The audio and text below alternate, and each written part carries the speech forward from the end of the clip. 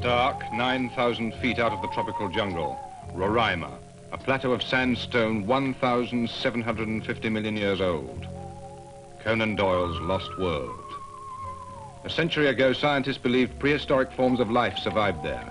Since then, explorers have tried and failed to uncover its secrets. There were legends about Roraima long before the white man even knew of its existence. The Amerindians believed that on its flat summit were lakes in which lived strange fish, like dolphins, guarded by white eagles. The first white man to see Roraima was the explorer, Sir Robert Schomburgk, in 1835. Such was the fascination of the plateau that in the next 50 years, one expedition after another was sent to conquer Roraima. All were defeated until a botanist, Everard Imtherm from Guyana, found a breach in the vertical walls on the Venezuelan side of the mountain. In December 1884, he became the first man to reach the summit and to tell the world what he found there. That trail through Venezuela is still, nearly a century later, the only way to Roraima. Not even the Amerindians have reached the plateau from the north, through the jungles of Guyana. Kew Gardens, London, 6,000 miles away.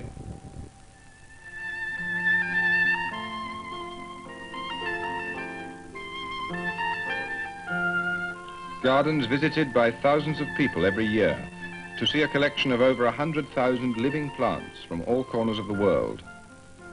On this occasion, it was cold and damp outside, a typical English wintry day, but inside the tropical house, it's summer all the year round. Here we are in one of the tropical houses of the Royal Botanic Gardens, Kew. David Philcox, one of Kew's well-travelled botanists, has a special interest in this house. Here inside it's 80 degrees and underfloor piping ensures a constant humidity. The perfect environment in which tropical plants and flowers can flourish.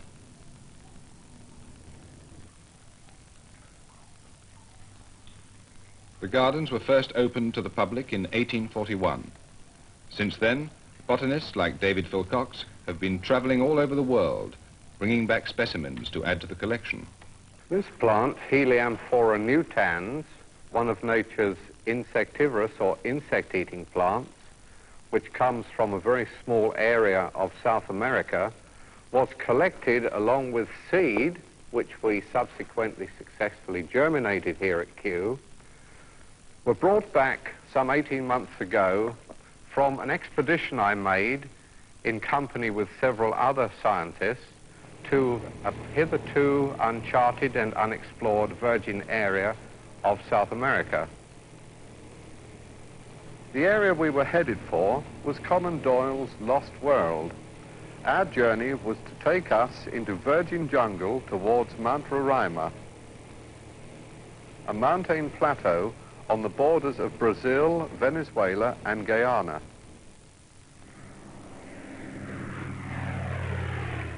Derek Bromhall, cameraman and zoologist.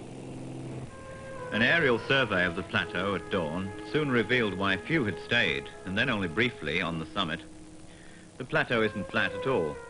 Years of erosion have left the surface scarred by crevices hundreds of feet deep. From the air, we could see no sign of the animal life said to exist there.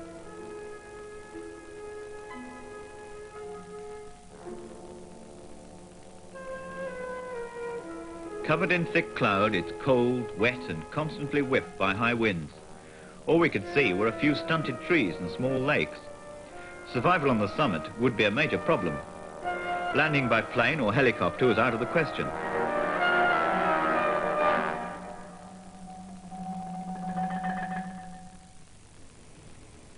It was decided to parachute an advance party as close as possible to Roraima.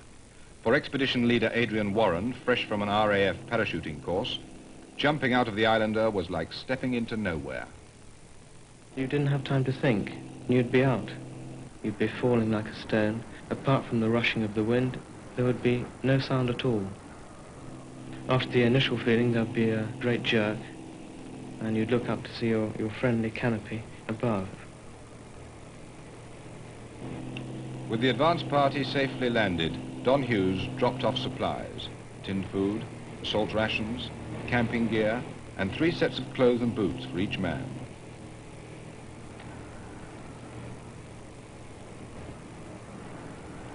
For the scientific equipment, a safer and less hazardous arrival on the ground. Now within 30 miles of the plateau, the advance party set off to reconnoiter the expedition's 2 possible routes, the Pequot and Roraima rivers. The rest of us set off by river from Camarang to meet up with the advance party at Macurapai. While a team of Amerindian porters were recruited from local villages, we gave ourselves time off to visit a gold and diamond mining area.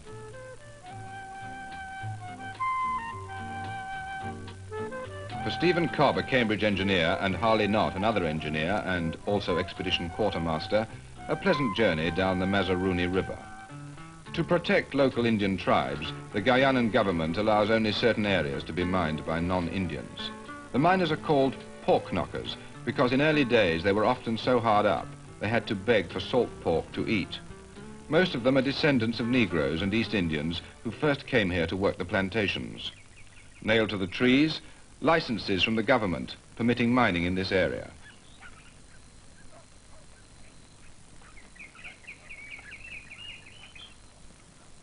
Their host at this pork knocker camp was an old Negro, O. Henry.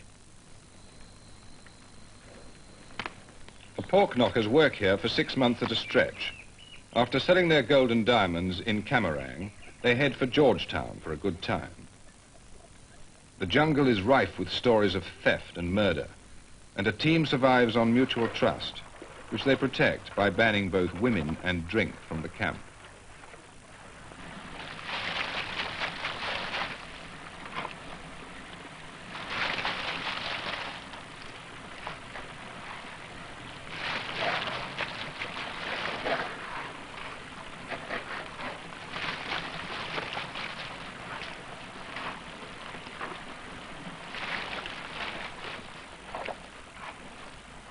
Mining methods are simple. To work a stream, water is diverted through a sluice. The finer gravel is sifted and waste thrown away. The remainder is carefully sieved for traces of tin, the associated minerals. Today they struck lucky. While they watched, O. Henry disappeared into one of the huts and returned to show them the results of their last 6 months' work. Maybe 1,000 pounds worth of rough diamonds, once they were delivered safely to Camarang.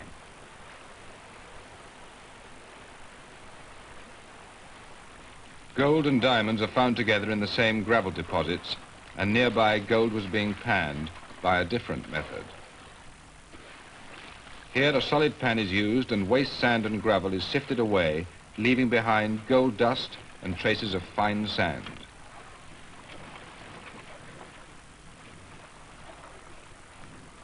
This residue is then amalgamated with mercury.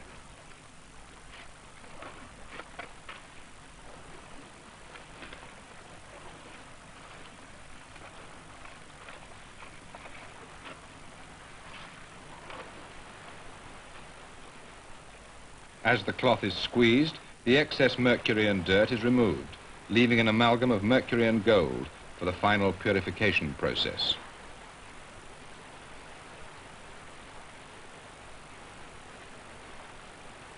In these surroundings, the pork knockers must use the materials nature provides. The amalgam is carefully scraped onto a leaf and placed on an open fire.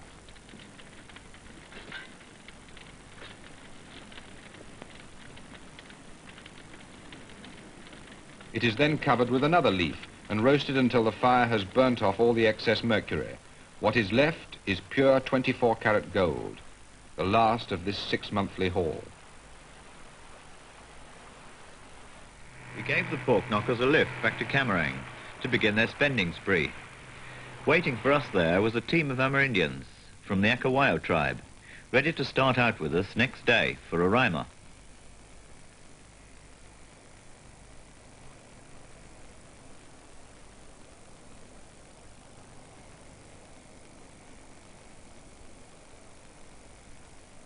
But next morning, Harley had problems.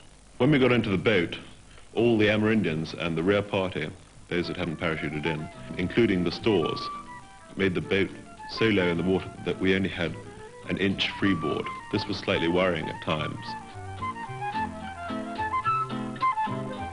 The journey upriver was fascinating. On the whole, the river is very, very smooth, and you get a beautiful mirror reflection. The jungle on either side, it seems almost impenetrable. This is because the light that gets in because of the river encourages the vegetation around the side of the jungle. And it's just a thick curtain of green. If you do go through this curtain of green, you find the jungle opens out again.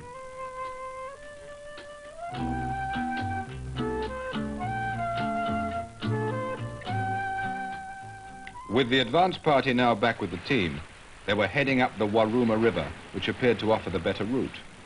Gradually, as the river narrowed, their way was hampered by submerged boulders and tree trunks. When all of them paddling furiously made little impression, there was no alternative but to drag the boats upstream by hand.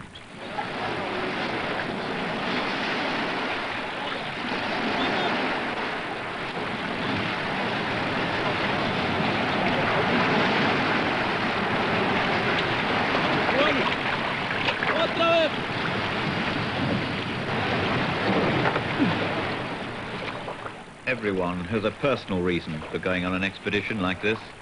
For me, it was to make a film. The expedition doctor, Henrik Foss, felt the urge to explore again. The opportunity to climb one of the world's oldest mountain formations was a great temptation. I was thoroughly fed up with the calm and safe life in Scandinavia, so I wrote my friends in Britain asking them if they wanted a crazy doctor.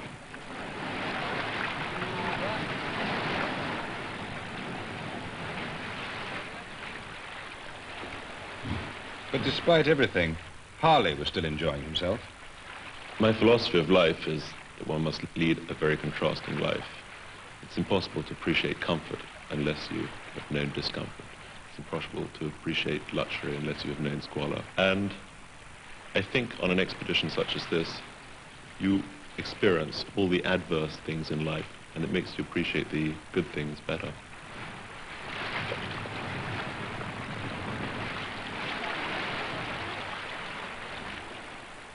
As the river narrowed even further and their way became totally blocked, it was clear they'd have to leave the canoes and take to the jungle.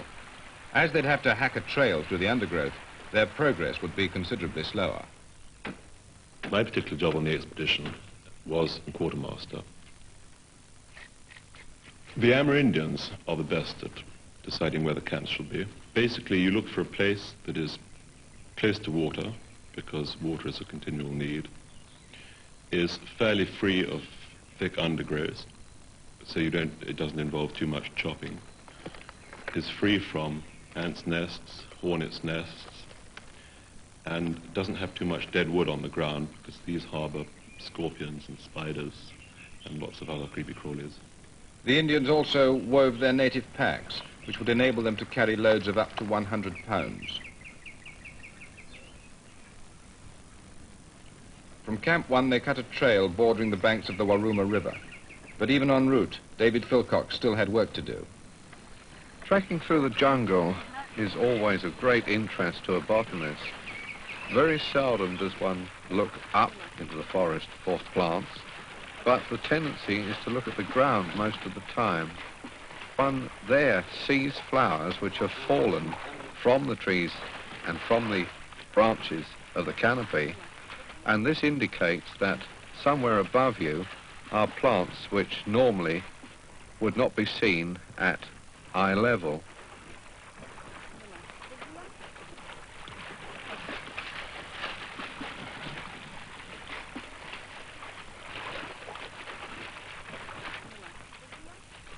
The heat and humidity were oppressive.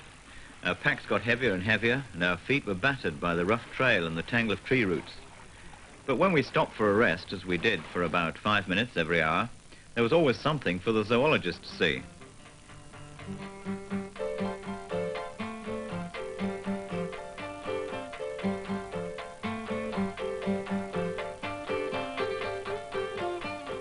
here, leafcutter ants who are busy stripping the trees and plants.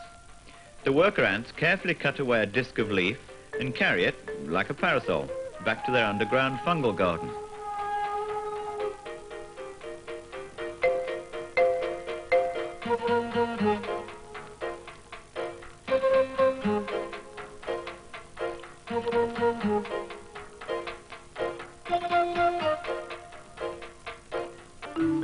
In the fungal garden, smaller ants, called minims, use the leaves for growing a special kind of fungus. This fungus, found only in leafcutter ant nests, is the exclusive diet of the ants. So fungus and ant are truly interdependent. The colonies can contain as many as 60,000 individuals. The largest, the soldiers, protect the queen and the foraging workers. They have enormous jaws, which can penetrate not only human skin, but even tough shoe leather. Martin Lies, another zoologist in the team, was keen to follow the ants to their mushroom garden, but on this occasion he wasn't lucky enough to find it. All previous expeditions to Roraima have gone through Venezuela, the only known access route.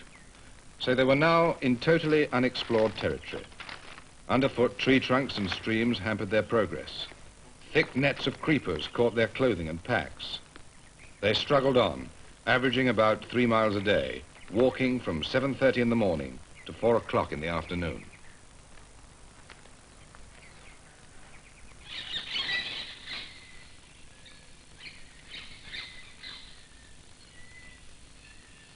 Occasionally, quail scuttled in the undergrowth, and from time to time they caught a fleeting glimpse of a howler monkey in the branches above them. By the time they reached Camp 2, their forward Indian team had set up camp.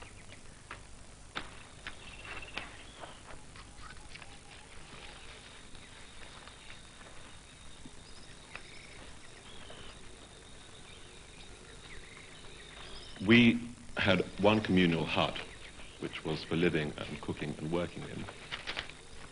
This was built by the Amerindians.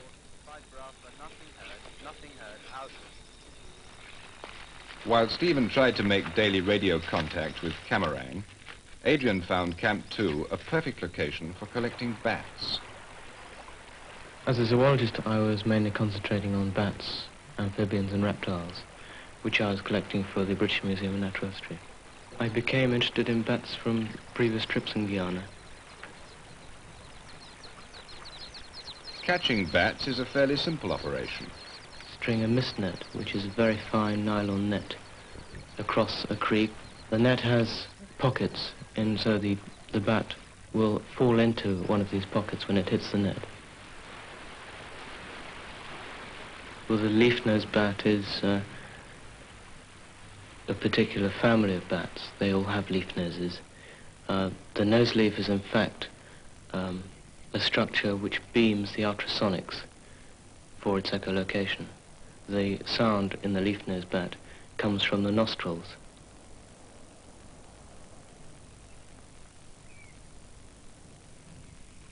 David Philcox enlisted any spare pair of hands to help him collect plants.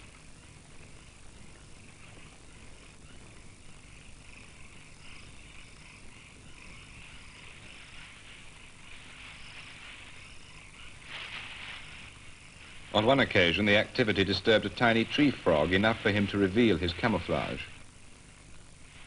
But the giant toad made no attempt to hide. Well, the giant toad's a very common amphibian. It can grow up to 10 or 12 inches in length. It's an ugly beast, really. One more amphibian to add to Adrian's and Martin's collection.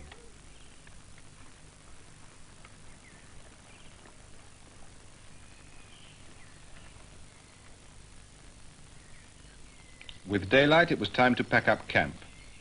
In the heat of the day, a swim in the stream nearby was a great temptation, but they had to push on to Camp 3.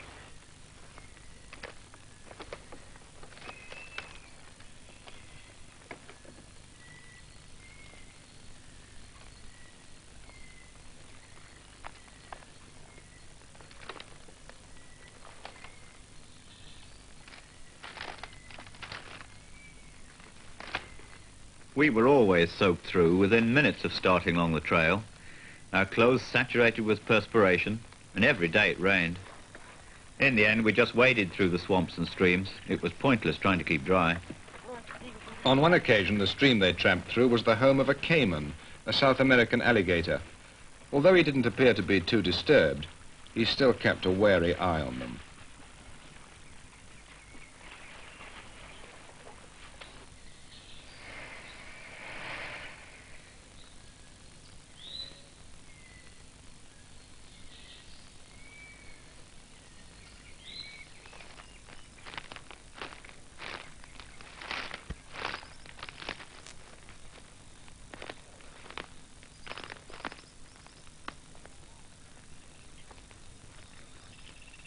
Most of the walking was in deep jungle, but when the forest occasionally opened out, they had a brief chance to see daylight.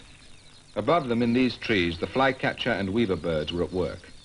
Their nests are built hanging from the branches to keep them out of the reach of snakes. And there were plenty of snakes in the jungle. But Adrian Warren had no fears about handling them.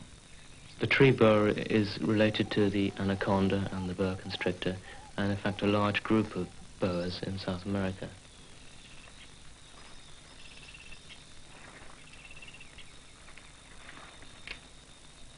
They're not poisonous, they all constrict their prey, they're extremely strong. While Adrian was collecting his snakes down below, Stephen Cobb lent David a hand collecting plants.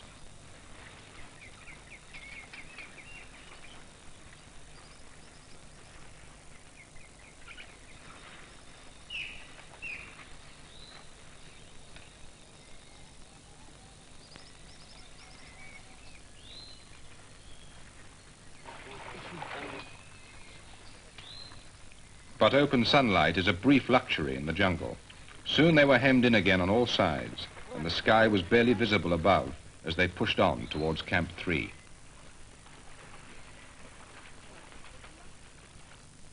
From Camp 3, we followed Jerry and his Indians along the borders of the Roraima River to Camp 4, which held particularly painful memories for Harley Nott. Stephen and I were walking. I was carrying a rucksack, a shotgun in one hand, and my machete in another. We crossed a log. It was slippery. I fell down, and my machete somehow folded underneath me. I thought, Christ, I'd cut my fingers off.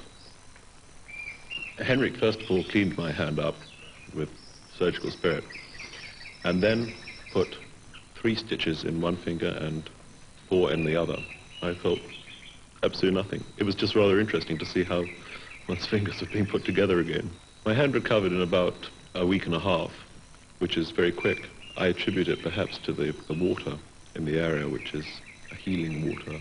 All sores on one's body when one bathed tended to heal. The Indians thought they were due to fallen leaves that gave some substances in the water. One expedition in 1967 had proved that the water contains very much silicates.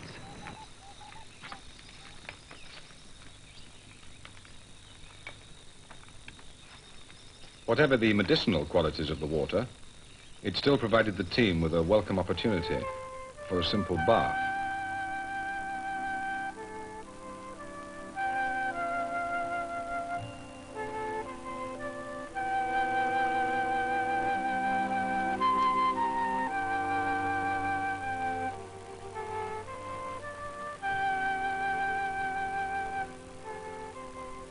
Not all jungle insects are harmless. These black wasps can deliver a frightful sting, and if a swarm attacks, the result can be fatal. For protection, our Indians carried with them their native medicine, A specifico. According to them, it cures everything, but we suspect its healing powers are due more to faith than any chemical healing properties. While Stephen examined the aquatic life on a stone from the riverbed, Roger Chapman tried his hand with the butterfly net. A looper caterpillar was neurotically looping his way down a leaf and up again.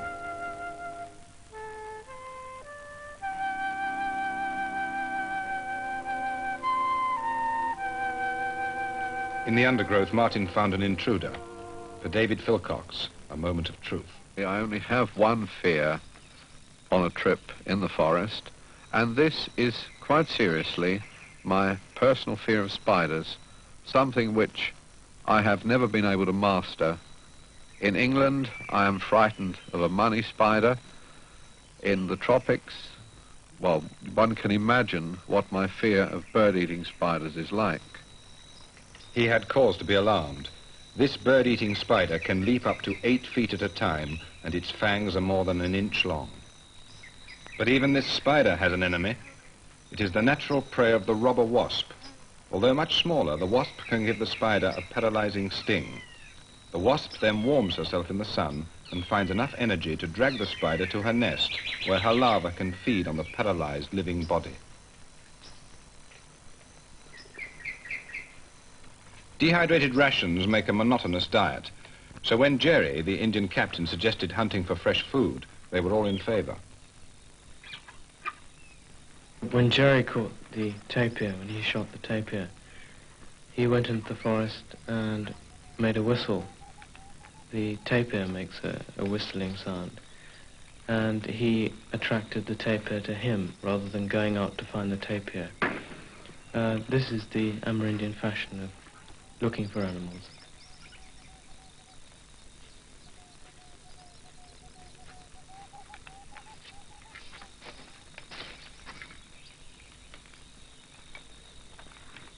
Unless the Indians need food, the animals of the forest are quite safe.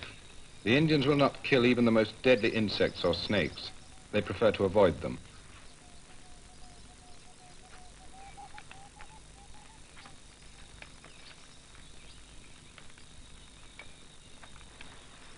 When the tapir had been cut up and wrapped in leaves to keep it fresh, they carried it back to camp.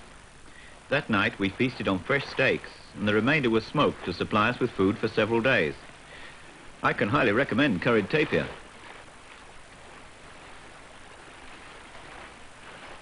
This little animal was brought to us by our Amerindian guide, Jerry, and he brought it back as a present for us. Ever after that, he became very attached to us. The Coatimundis generally live in groups. They have a very long snout. They sniff amongst the leaves of the forest floor, looking for scorpions and other grubs. There certainly were plenty of scorpions in the undergrowth. The Indians showed me how to pick up a scorpion without being stung. The art lies in grasping the tail between the finger and thumb, so that the sting is immobilized. But one has to be determined and quick.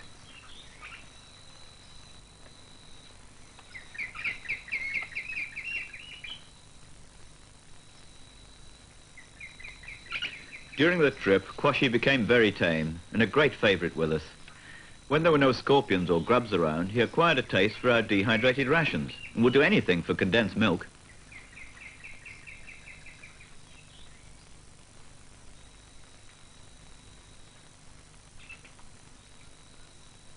Meanwhile, David was still busy. When the plants were collected, racks were made, and the plants were left resting on them several feet above ground. Collecting abruptly came to a halt when a piece of foam rubber from one of our packs took on a life of its own.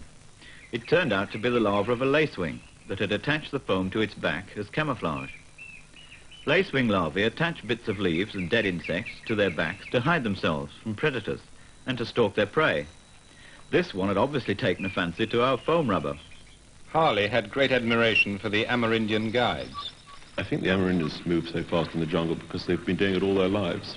They live in the jungle is their home, whereas we regard it as a hostile environment. After one's been there for a while, though, one discovers that it can be your home.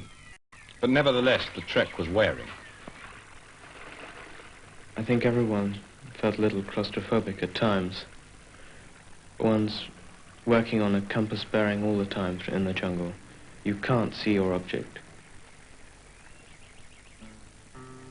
There are only very rare moments when we broke out onto a river, when we could actually see the mountain ahead. At last, after days of enclosure in the jungle, their first sight of their objective, the legendary lost world.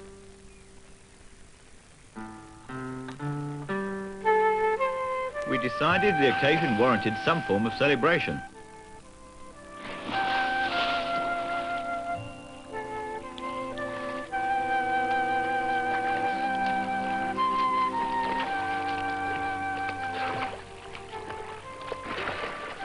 But downstream, I was foolish enough to get caught by the river and taught a lesson. At least the water gave us a chance to escape the huge horseflies that patrol the jungle. And few swimming pools are bordered by such beautiful jungle orchids. After our swim, a rare opportunity to sunbathe, unaware of Adrian's find on the bank. The anaconda is a riverine snake. It's always found near water of some sort, or near a swamp. It spends much of its time in the water, and in fact its prey is largely fish and amphibia and water-type mammals. The anaconda can grow to a tremendous length, recorded up to 33 feet or so. Exaggerated, I think, stories come from the bush of specimens up to 80 feet. The anaconda could deliver a nasty bite. A large specimen is dangerous to tackle unless you have a large number of people to get hold of it.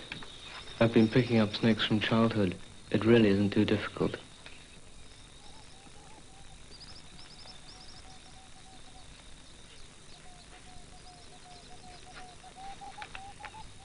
Although much smaller, this snake, the fer de lance, is very poisonous.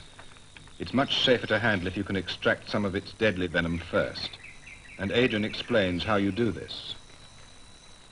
When I milk a snake, one introduces a glass tube to the mouth of the snake, raises the fangs, and by the effect of pushing the fang down on the glass tube, one squeezes the venom sac at the top, and the venom runs down a tract in the fang into the glass tube. And this, in fact, makes it safer to handle, though not entirely safe. Safe enough anyway to carry out the collecting procedures. And as the day drew to a close, they witnessed their first sunset over the lost world.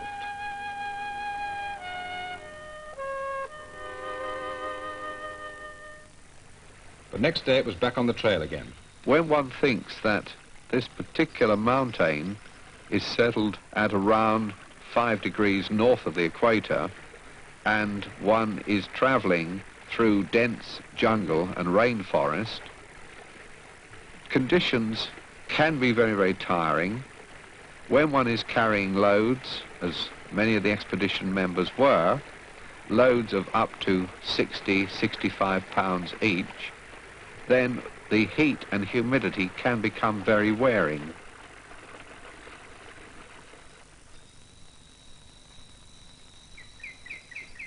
As they got closer to the mountain, the trail became steeper and even more treacherous underfoot.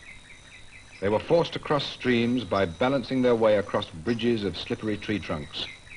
And as he eased his way across them, like an ungainly tightrope walker, David had additional worries.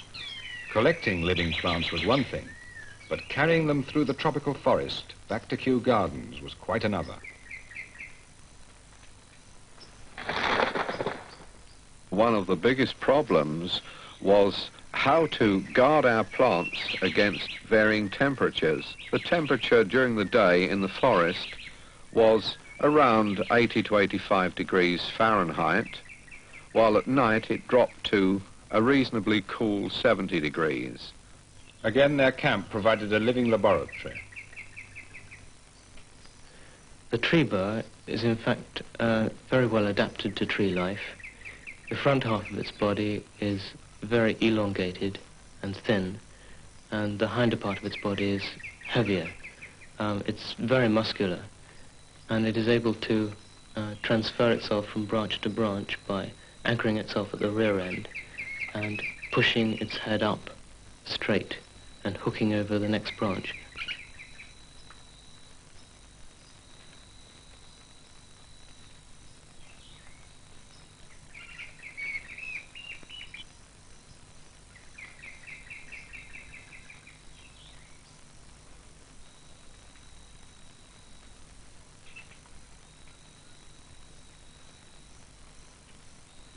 Well, the mouth of all snakes is adapted to the swallowing of the prey.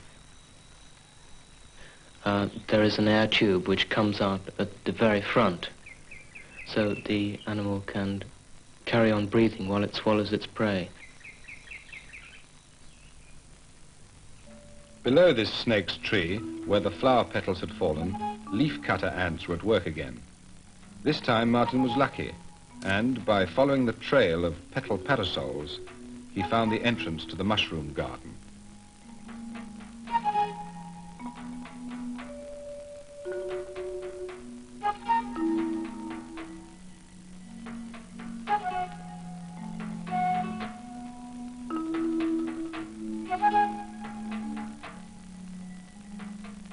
The fungal garden is founded by a young queen who brings with her the mushroom spores as her dowry. She makes a fungal garden, fertilizes it, then lays her eggs. Later, the leaves brought by the worker ants are used to mulch the mushroom beds.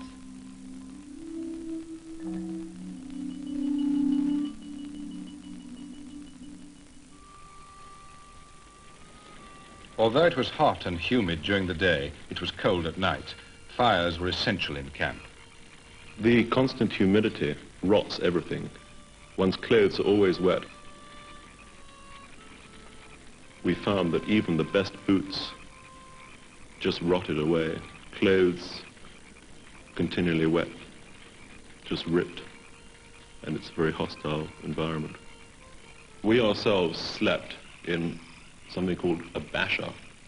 A basha is a ground sheet strung between two trees, and underneath a mosquito net and a hammock. As dawn broke, we were able to see the plateau close to for the first time, towering above us and gleaming in the first rays of the sun.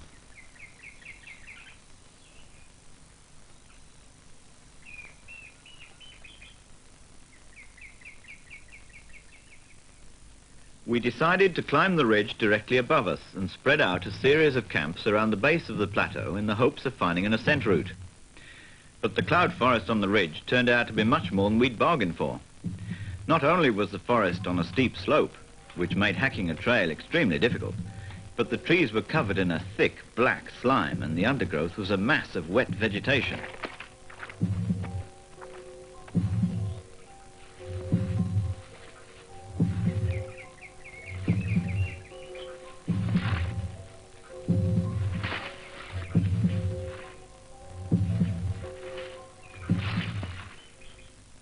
By the time they broke through, they were soaked to the skin and black with slime, but their efforts were rewarded by the sight of Roraima towering above them. And after many weeks, the air was fresh and cool.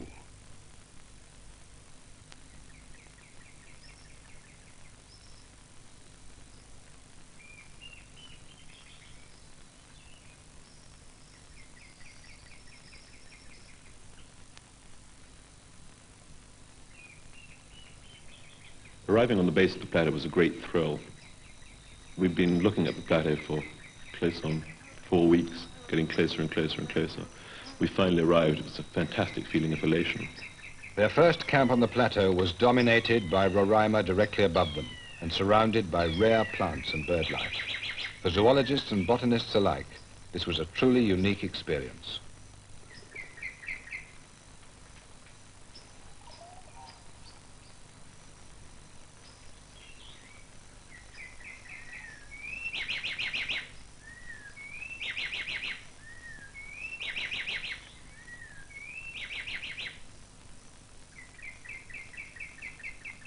As they ate, they were visited by an exquisite honey bird, the Roraima emerald. They knew it lived in the area, but never expected to see it on their very first day.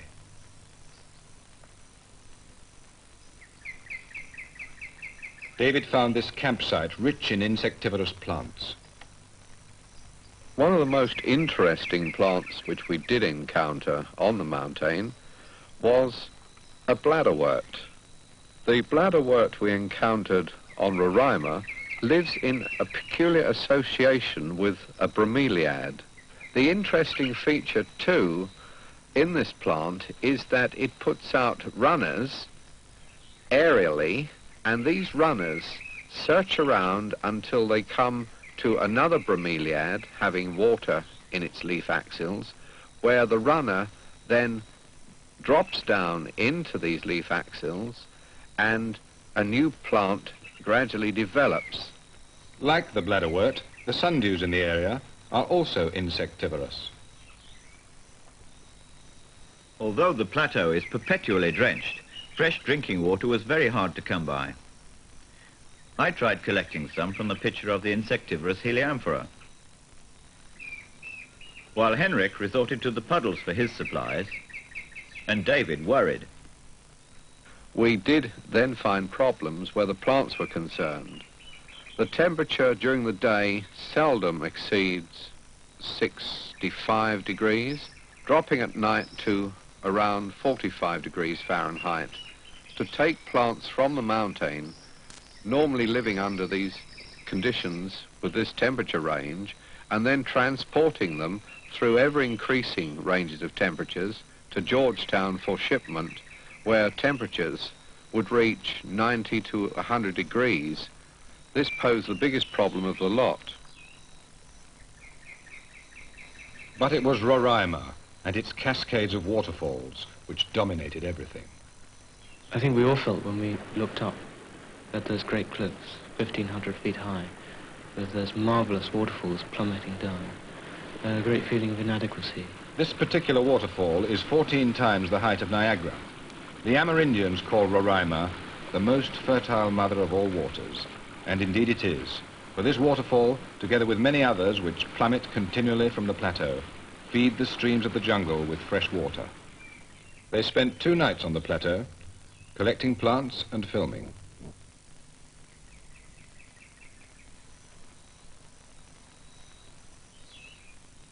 We scanned the face of Roraima for a possible ascent route.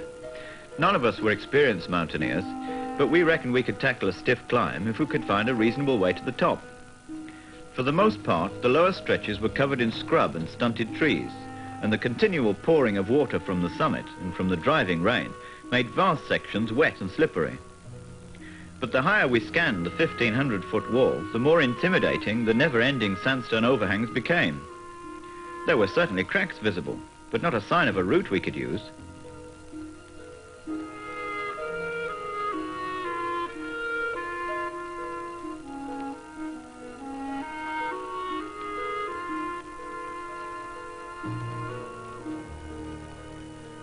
Our alternative was to cut a track around the base in the hopes of finding a stretch with ledges and a possible route up.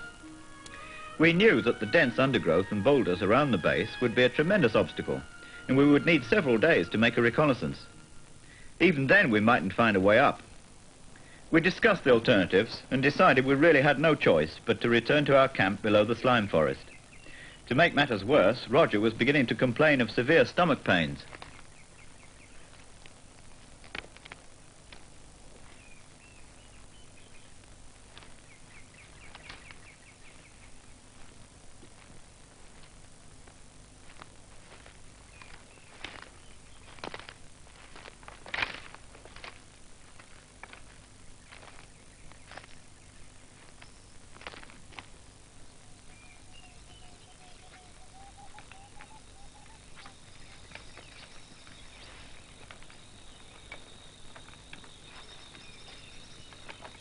Roger's inelegant flying angel descent could have done him no good at all, and his pain was getting worse. It had been difficult enough hacking their way up through the slime forest, but even with ropes to help their descent, the way down proved treacherous, and the ground gave way beneath them time and time again. Back in camp, Roger's condition was to deteriorate dramatically. Later in the night, I made the diagnosis of acute appendicitis. I could foresee great troubles in getting Roger out because there were no helicopters in Guyana. So I asked the Indian captain, Jerry, to start carrying Roger immediately early in the morning. I gave Roger powerful antibiotics and kept him only on water. Meanwhile, Stephen tried desperately to contact Camarang to arrange for a power boat to meet Roger at Macurapile and take him to Camarang for transportation by plane to Georgetown. By now it was clear that the situation was becoming critical. Heinrich prepared for a possible emergency operation, but was reluctant to attempt one in the jungle because of the high risk of infection.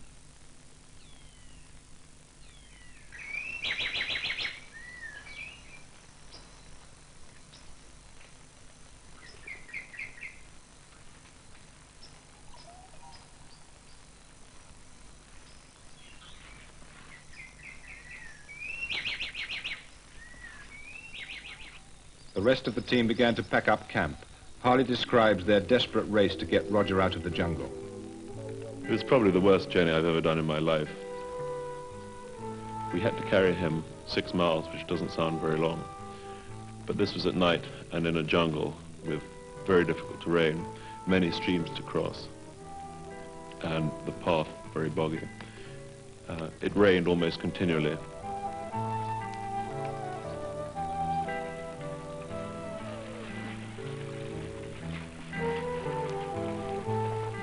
Roger got heavier and heavier and heavier.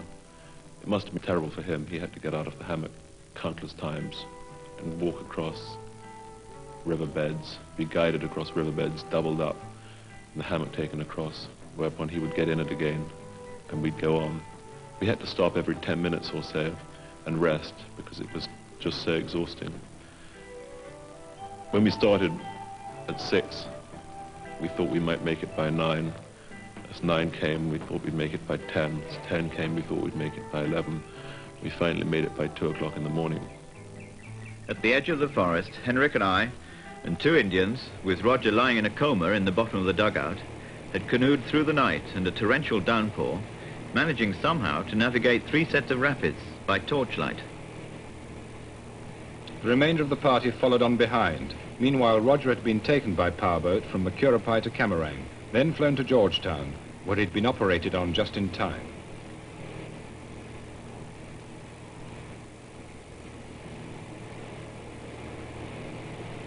As they made their way back to civilization, Adrian Warren, the expedition leader, summed up their trip. I think we can all say it had been a great success as an expedition.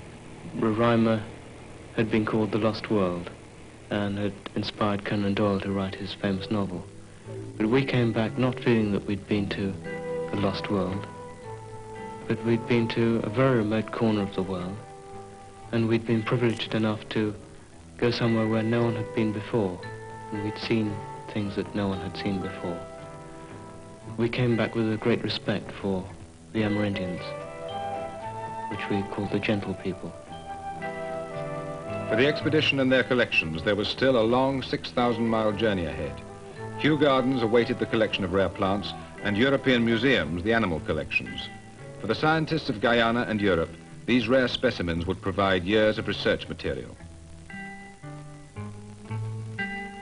The jungle would soon erase all traces of their visit, but for the scientists, Roraima remained unconquered. I'd seen the summit from the plain, I'd seen the cliffs from beneath. For so long, I'd just loved to see the top.